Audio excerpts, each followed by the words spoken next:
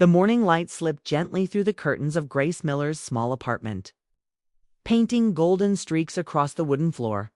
The world outside was waking slowly. A faint hum of cars, a bark in the distance, the muffled sound of rain beginning to fade. Grace sat by the window with a cup of coffee cooling in her hands, watching droplets slide down the glass like tiny moments of time she couldn't hold on to. Her life was quiet, steady, predictable, maybe even peaceful, but it carried a kind of silence that echoed louder with each passing year. She was 34, an English teacher at Willow Creek High School, and known for her patience, her kindness, and the way she seemed to truly see her students. Yet, when the final bell rang each day and the hallways emptied, she often found herself lingering behind, just to delay the loneliness waiting at home. There had been dreams once of writing novels, of traveling, of finding someone who understood her words before she spoke them.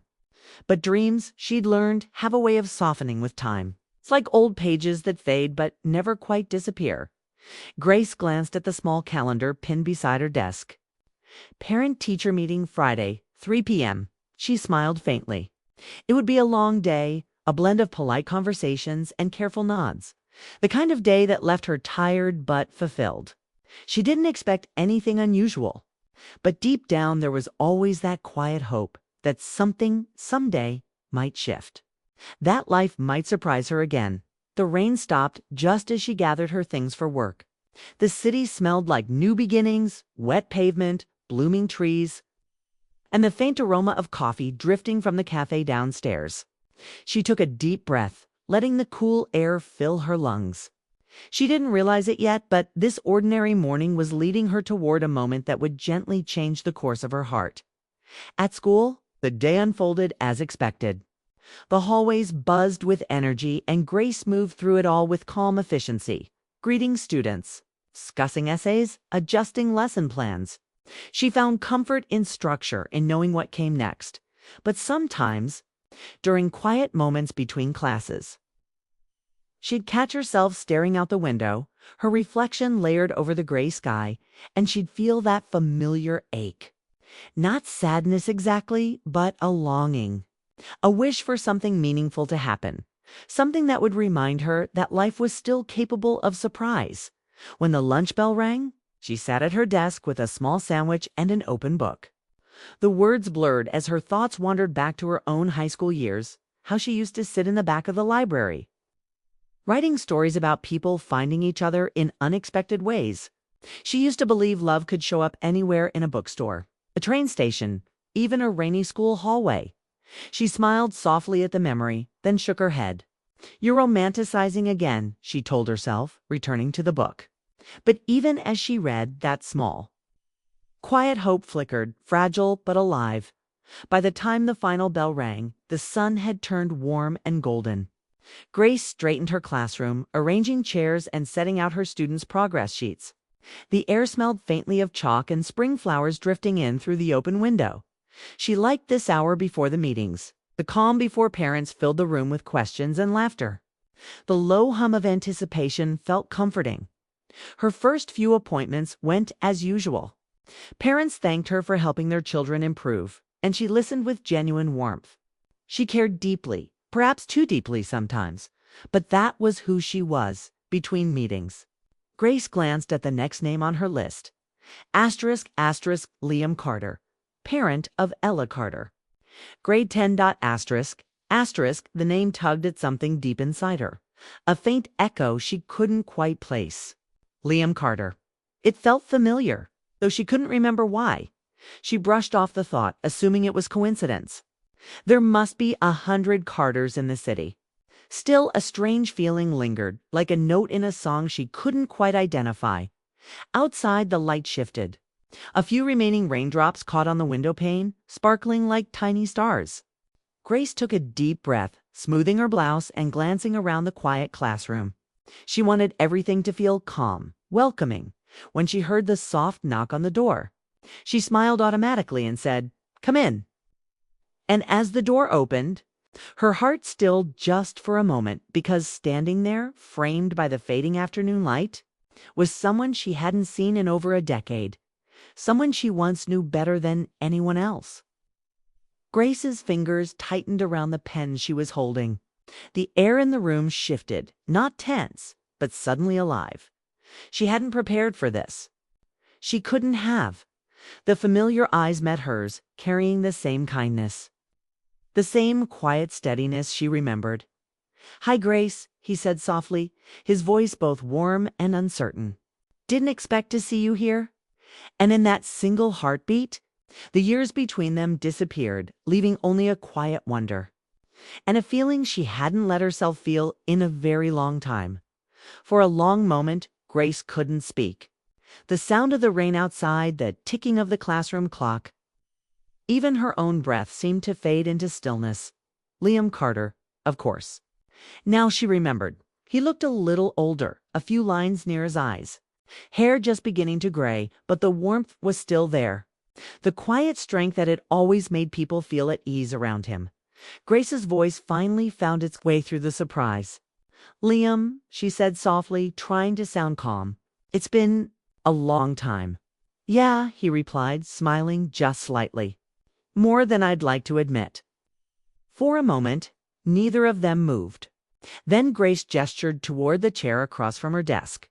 "Please have a seat." As he sat down, she felt the years folding in on themselves like old letters reopened after too long.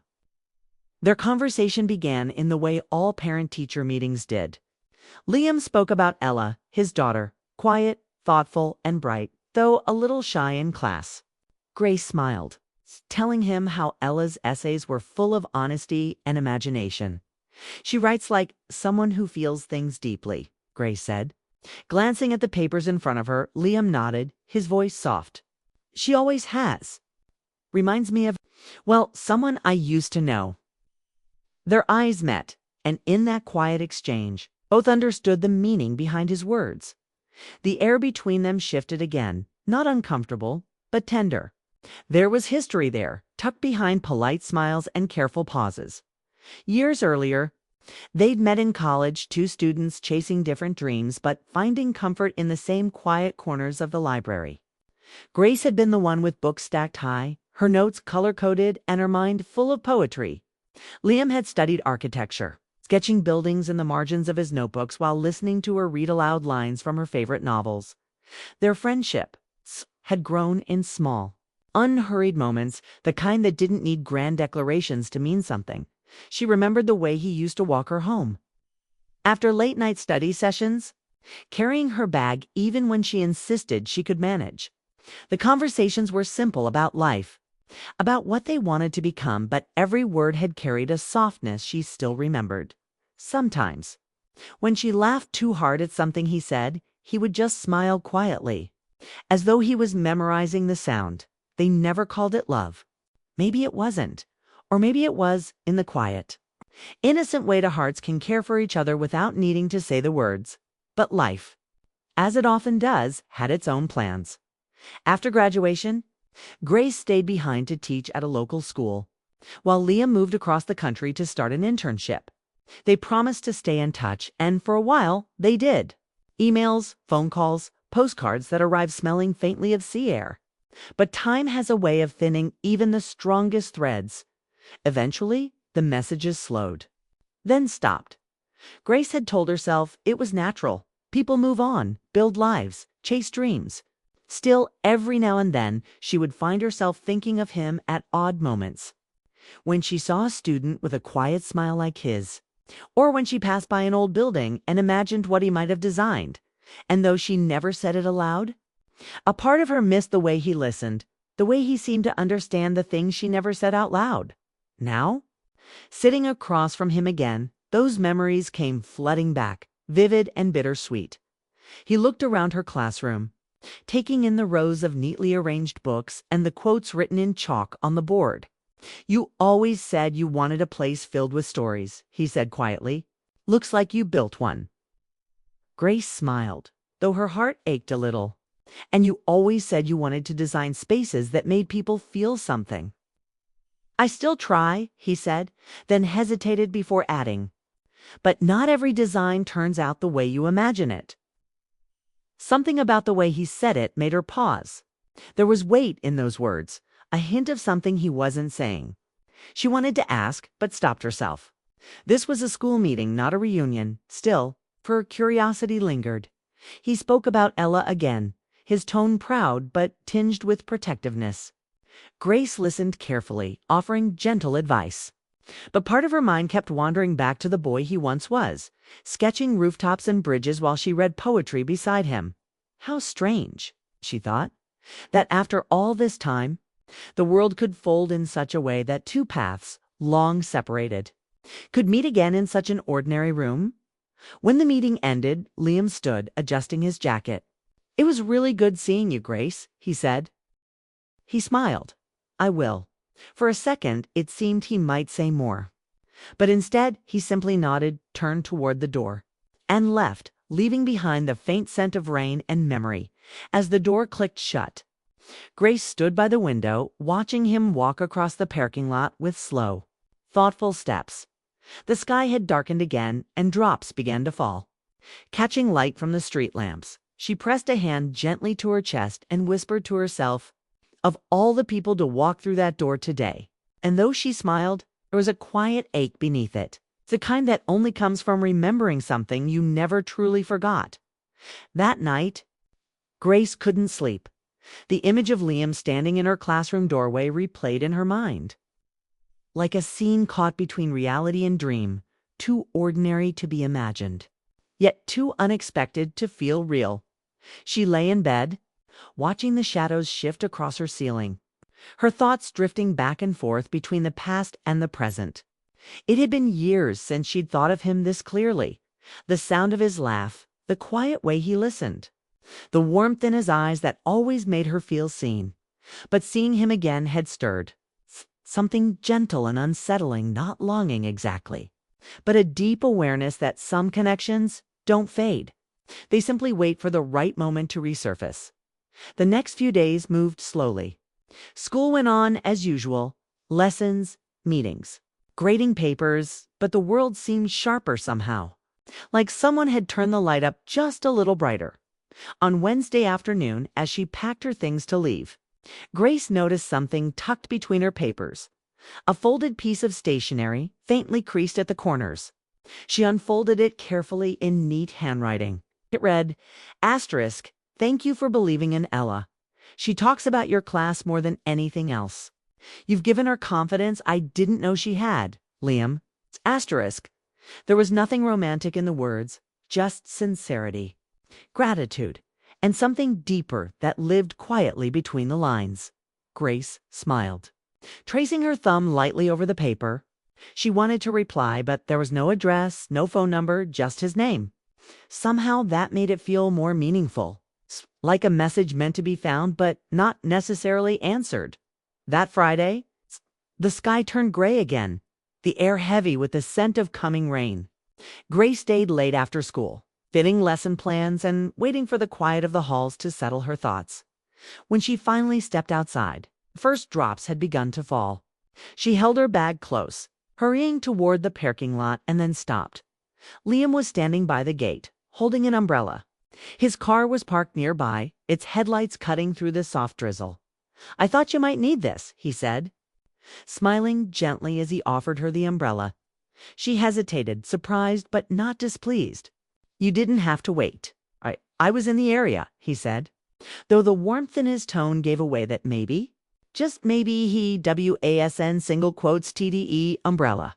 Their fingers brushing for the briefest moment, not in a romantic way, just enough to remind her how real this moment was. They began walking toward her car, the soft rhythm of raindrops filling the silence between them. "It feels strange," she said finally, her voice almost drowned by the rain. "Seeing you here after all these years." Liam nodded. "I've thought about reaching out before, but life, it has its own way of keeping us busy. Or scared," she said quietly. He glanced at her, a faint smile in his eyes. Maybe both. They shared a small laugh, not the kind that breaks tension, but the kind that acknowledges it softly. At her car, they paused. The rain had deepened, forming tiny ripples in the puddles at their feet. Grace looked at him, trying to find the right words. "How's Ella adjusting?" she asked, her tone light but genuine. "She's doing better," Liam said. You've helped her more than you realize. She feels seen. You have that effect on people." Grace felt a warmth spread through her chest. "That means more than you know." He nodded, and for a moment, neither of them looked away. The years between them hung in the air. Not heavy, not painful, just present. Grace thought about all the choices, all the paths that had led them here. Two people standing under the same umbrella, surrounded by the soft percussion of rain, holding a silence that felt like understanding. She wanted to ask if he was happy. She wanted to know if he ever thought of the past the way she did. But some questions are meant to stay unspoken. Instead, she said, "Thank you for the note. It was kind." Liam's smile deepened, gentle and sincere. It was honest. As the rain began to ease, Grace opened her car door. "I should go," she said, though her heart resisted the motion. He stepped back, hands in his pockets, nodding slightly. "Of course. Take care, Grace." "You too," she replied. But before closing the door, she added softly, "Maybe. Don't be a stranger this time." Liam looked at her for a long moment, as if committing her to memory again. "I'll try not to be," he said. Then he turned and walked away, his figure slowly fading into the silver curtain of rain. Grace sat behind the wheel, the sound of droplets on the windshield filling the quiet. She didn't drive immediately. She just sat there watching him go, her heart balanced somewhere between peace and wonder. It wasn't love, not yet. It wasn't even a promise. But it was something, a beginning wrapped in the gentleness of two lives, rediscovering each other after too long. As she finally started the car, the wipers swept away the rain, and through the misty window, the world seemed a little brighter, as if reminding her that sometimes life gives second chances, not as miracles, but as moments, and this, whatever it was, felt like one of them. The following week unfolded softly, like pages turning in a calm breeze. The days were filled with the rhythm of school, life lessons, laughter, and the rustle of notebooks closing at the end of class. But for Grace, something had changed. She found herself looking out the window more often, noticing the way the sunlight filtered through the trees or how the wind carried whispers of spring. Life suddenly felt more awake, more present, as though her heart had begun listening again after years of quiet. She hadn't seen Liam since that rainy evening. Part of her wondered if she ever would. Another part, the quiet, patient part, trusted that if something was meant to find her, it would. One Thursday afternoon, after the final bell, Grace lingered in her classroom, tidying up stray papers, when a soft knock came at the door. She turned, expecting a student, but her breath caught instead. Liam stood there again, this time without an umbrella, without hesitation. Just him, holding a small envelope in his hand. "I hope I'm not interrupting," he said gently. "Not at all," she replied, her voice warmer than she expected. "Come in." He stepped closer, the afternoon light falling across his face. There was something in his eyes, not nervousness, but thoughtfulness, like someone who had been carrying words too long and finally decided to let them out. "I wanted to thank you again," he said, placing the envelope on her desk. "Ella's been happier. She talks about writing every day now." Grace smiled, genuinely touched. "That makes me so glad." He hesitated, glancing at the envelope. "There's something else, too." "A letter. I wasn't sure I should give it to you. Why not?" He met her gaze, a faint nostalgic smile tugging at his lips. "Because I didn't want to bring the past into your present unless you wanted it there." Her heart softened. "Sometimes the past still belongs to us," she said quietly, "even if we've outgrown it." Grace unfolded the letter slowly. His handwriting was the same, neat, deliberate, slightly slanted. The words inside were simple but full of honesty. "I don't know what I expected to feel when I saw you again. Maybe surprise, maybe regret. But what I felt was peace. The kind that comes when you realize some people never really leave your story. They just wait for the right chapter to return." She looked up at him, eyes shimmering with quiet emotion. "You always had a way with words," she whispered. "I learned that from you," he said, smiling softly. For a long moment, silence settled between them, not empty, but meaningful. "Do you ever think about those days?" he asked finally. All the time, she admitted. Not because I wanted to go back, but because they reminded me of who I used to be. Hopeful, curious, a little braver than I realized. He nodded, his expression gentle. You're still all of those things, Grace. Maybe even more now. The words hit something deep inside her, not as flattery, but as truth. Because for so long she had lived quietly, content, but safe. And now, here was someone reminding her that she still had a heart capable of feeling deeply, of hoping again. She took a slow breath. Life took us in different directions, she said softly, and I made peace with that. But seeing you again, it reminded me that timing isn't always about chance. Sometimes it's about readiness. Liam's eyes softened. Do you think we're ready now? Grace didn't answer right away. She looked around her classroom, the rows of desks, the walls lined with quotes about courage and truth. Then she looked back at him. Maybe we don't need to know yet, she said finally. Maybe it's enough to just let this moment exist without rushing it into something or labeling it.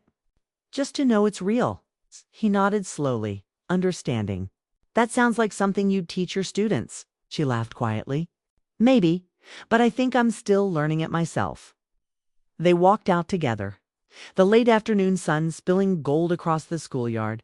The world smelled like rain again, faint and sweet.